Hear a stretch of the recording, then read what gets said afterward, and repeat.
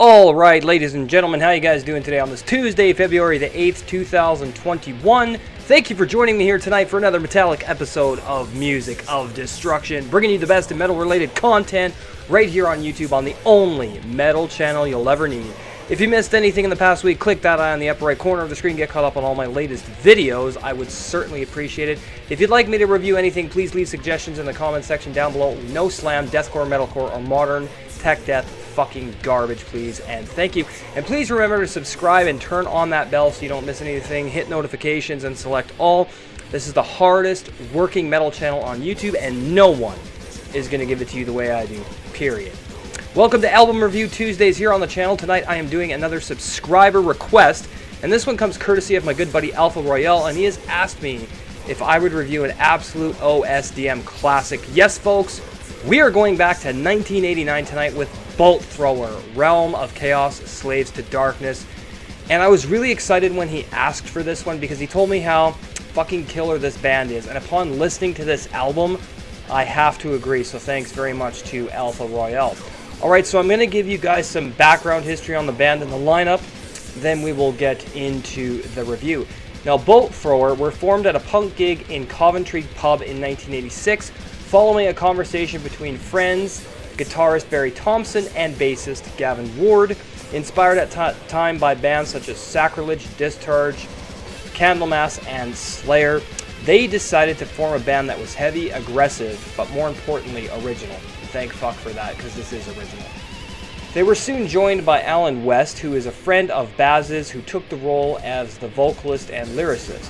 When it came to finding a drummer, Andy Whale was suggested to them by a mutual friend, and when he met up with the rest of the band to try out, he found he had similar musical tastes and joined immediately. Now, the four-piece went on to write a number of songs and eventually recorded two demos, one called In Battle and Concession of Pain. The latter was sent to the much-respected British radio DJ John Peel, and during this time, Gavin Ward decided to switch to guitar, and local bassist Alex Tweedy was the temporary replacement. Now, when Alex left one or two gigs later, they agreed to let Jo Bench try out, who, by the way, is the first female in extreme metal. She proved that she was the right person for the job, and in September of 1987, the new five-piece lineup was complete. A few gigs later, and the call came saying John Peel really liked the demo and what he'd heard, and wanted to offer the band a radio session. Now, Bolt Thrower then went on to record 4 songs for their first BBC Radio 1. Now, Peel's session in January of 1988 came about, and after the transmission was aired on national radio, Vinyl Solution contacted the band and offered them a recording contract. The band agreed to a one-album deal. Now, unfortunately, at this time, Alan West decided that the band was getting a little bit too serious for him, and then was replaced by Carl Willits, who was also the band's backline driver and longtime friend of Andy's. Now, with this new lineup, they went on to record their first album, In Battle There Is No Law, recorded at Locos Studios in Wales, which was unfortunately mixed without the band's knowledge and released in the summer of 1988.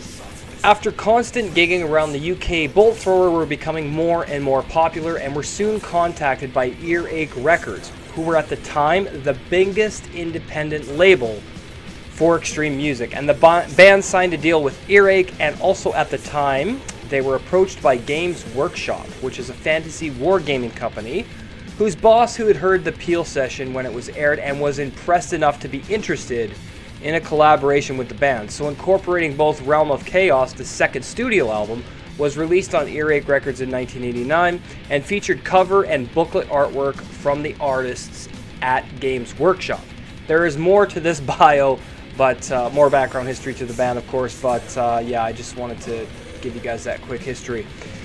Now, the lineup on Realms of Chaos is as follows. We have Carl Willits on vocals, Gavin Ward guitars, Jo Bench on bass, first female in extreme metal, one of the first anyway, Baz Thompson on guitars, and Andy Whale handling the drum duties.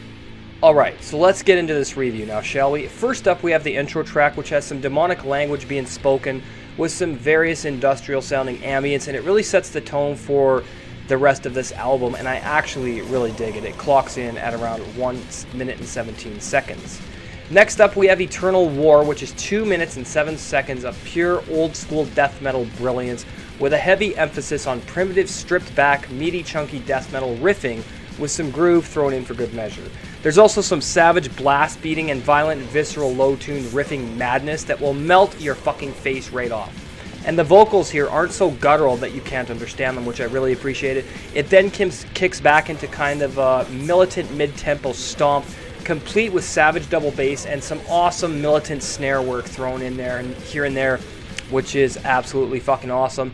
The blasting then gives way to a really sick lead guitar solo, which doesn't last for too long because they're not worried about being fucking technical. The blast beating insanity closes this track out rather nicely. This is a killer opener. Next up is Eye of Terror, and this one opens with some low-tuned, ominous, sinister riffing madness before it breaks into its mid-crawl, sludge-bogging death metal groove fest that's really a breath of fresh air for me. And mid-paced hooks really make this track memorable and incredible in the beginning portion of the track before it kicks into its plodding double bass midsection and carries you throughout the track's duration. Vocals are fucking incredible and furious, and you can actually decipher them really fucking good. The emotion and passion on this track is absolutely astounding, guys, and about midway through, it goes into full death metal madness with blast beats straight out of hell. One thing that I wish was a little bit higher in the mix is the bass. Yes, it's audible, but I do wish it was a lot more audible than it really is. But overall, the production is fucking muddy and raw, and I love it to death. Killer song here as well. Next up, we have Dark Millennium, and we are treated to another double bass splattering visceral violent death metal assault with plenty of groovy death metal meat and potatoes that goes straight into your brain and will induce headbanging madness. And the instrumentation on this fucking track is perfection, man. So many memorable riffs, drum work and patterns, and bass on this track that it will blow you the fuck away. Pure emotions of sonic rage-fueled war zones fill your mind on this track, and the militant drum work on the snare really adds a lot of power and emphasis to this song and adds a lot of its own depth and atmosphere to the track. So guys, let's listen to Dark Millennium here on Music of Destruction.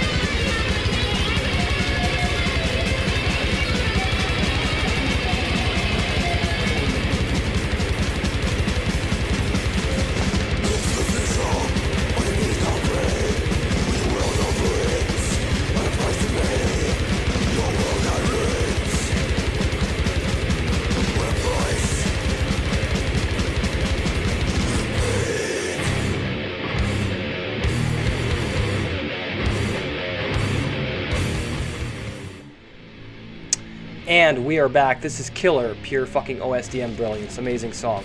Next up we have All That Remains, and we begin with a slow, ominous, low-tuned guitar-driven passage that almost reminds me of doom metal in some ways. In fact, it does. And I would almost say that this opening section could easily be called doom metal meets death metal, of course, in some aspects, especially in the riffing. Yes, the drum work is too fast, but the riffing certainly is doom, and then it picks up into its frenzied, fast-paced double bass attack with some really savage, sick fucking riffing once again. And the solo work on this one is deadly. The drumming, skull-bashingly good as well, as the entire riff structure just really kicks in to the vocal work and helps fill it out really good. And this is just great work vocally as well. See, kids, this is how you fucking make death metal. Another savage track here as well. Next up, we have Lost Souls Domain, and this one has some amazing war-themed drumming to start things off, with some brutal riffing once again, and then it goes into its mid-pace attack of death metal and groove, with riffs that will have you headbanging like a fucking lunatic. It's frenzied, fast-paced double bass is absolutely sick as well, and the nuances on this one are some of my favorite off of the album. And I love the way that it switches tempos into a blasting sonic frenzy of aggression and insanity, while the hooks really keep you involved with the track as it melts your goddamn face off your fucking skull. The blast beats fit the song so well, and it symbolizes war and violence. Killer stuff here as well. Next up we have Plague Bearer, and this is another absolute sonic insane attack on all of your senses of blast beats, visceral guitar, savage bass, and a fucking brutal attack of everything you want in a death metal song. Low-tuned, eviscerating madness with more of those militant-style snare beats combined with some fucking incredible double bass work and amazing low-tuned vocals that really give this track an incredible old-school vibe throughout its 3 minutes of pummeling, skull-splattering intensity. Another killer song. Next up is World Eater, and man, this is another slab of meaty war-filled death metal with a sick fucking groove fest, as well as some savage, visceral, faster-paced riffing once again, and the vocals, incredible, on point, and the musicianship is so tight it fucking hurts. Now things are slowed down a bit on this track, but the frantic pacing picks up and slows, and creates a truly memorable listening experience, and I absolutely love it to death. This one has some of the most catchy, memorable riffs on the fucking record, but no, not radio-friendly catchy. It's hook-inducing and groovy, but also brutal as hell. Another sick song here. Next up we have Drowned in Torment, and this one is another mid-paced war-themed groove fest of pure death metal brilliance with some complex drum arrangements and some incredible intricate shifts in tempo and double bass work, and it's absolutely amazing. This is such a memorable track that it will instantly make you want to lose your mind and go nuts with headbanging. But I mean, shit, isn't that the point of death metal? Well, I mean at least OSDM. The new shit can fuck right off. The passion and emotion all over this record is profound, and I absolutely love this track to death. Next up we have the title track, Realm of Chaos, Slaves of Darkness, and man, this is another mid-paced, groovy death metal masterpiece with some really killer riffing, drum work, and bass, and the vocals are absolutely astounding here as well. And there's a lot of passion and conviction on this track, and the entire album really holds your attention. I mean, I never got bored listening to this at all, and the double bass, absolutely perfect, and it's played at the right times before it switches back and forth between its massive tempo shifts that are executed with nothing but perfection. There's also some sick blast beats to close it out. Absolutely killer. Closing out this OSDM classic is the track Prophet of Hatred, followed by the ambient outro. However, Prophet of Hatred is the perfect way to end this sonic war-themed, intense, chaotic masterpiece of OSDM brutality and uncompromising elite aesthetics and ideology and incredible instrumentation and songwriting. The blasting in this one fits so well, and it really sticks in your mind throughout its entire duration, and the slow crawl at the beginning and towards the end is some of my favorite moments on the record. Another absolutely killer song and a fucking killer album. The final verdict for Bolt Thrower's Realm of Chaos, Slaves to Darkness is going to get a 10 out of 10. Legendary OSDM. Pick this one up. Thank you once again to Alpha Royal for requesting this. I'm definitely buying this album, man. As always, guys, I sincerely hope you enjoyed tonight's video. If you're new to the channel, turn on that subscribe button, hit the bell, select all so you get notifications. Follow me on Twitter and Instagram at Music of Destruction, twitch.tv/Music of Destruction to check me out on Twitch, Facebook, facebook.com/groups/Music of Destruction. The Seed episode 30, The History of Iron Maiden Part 3, up on the Patreon page if you'd like to support the channel and keep helping me get better and better with content, equipment, lighting, and all that stuff. Patreon.com/Music of Destruction. For $1 a month, you'll get shoutouts on my channel, and I'll review anything you want within reason. Your support going to new things, like I said, equipment, lighting, cameras, all that great stuff, Colton, James, and myself doing our first movie review as soon as we get everything. We've got a shipping delay right now because he has to get his credit card information changed over to this new address. And he does want this to be a professional production. But anyway, let's check out a clip. This is a movie and game review channel, Reviews on the Run. Let's check out a clip.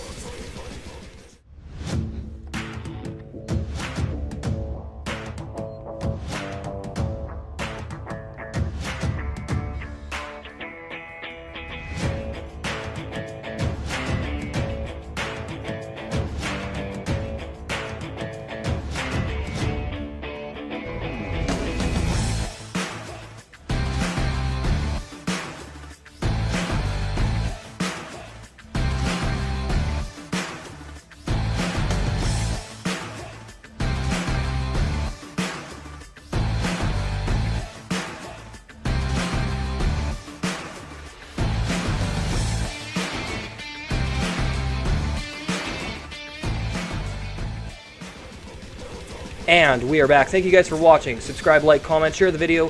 Have yourselves an awesome night. We will see you for Album Ranking Wednesdays. Cheers, everybody.